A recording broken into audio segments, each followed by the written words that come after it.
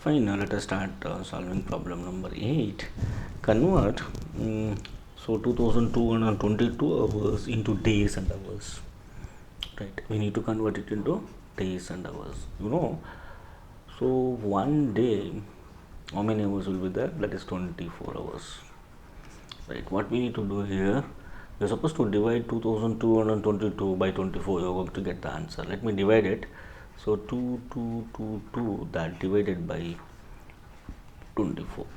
So 24 nines, right? 9 fours are 36. 6 3 carry. So 9 2s are 18 plus 3 is 21. 216. So the remainder is 6 right here, and bring down 2 here. 24 2s are 48. 12 minus 8 is 4, and 5 minus 1 is 4. 5 minus 4 is 1, 14.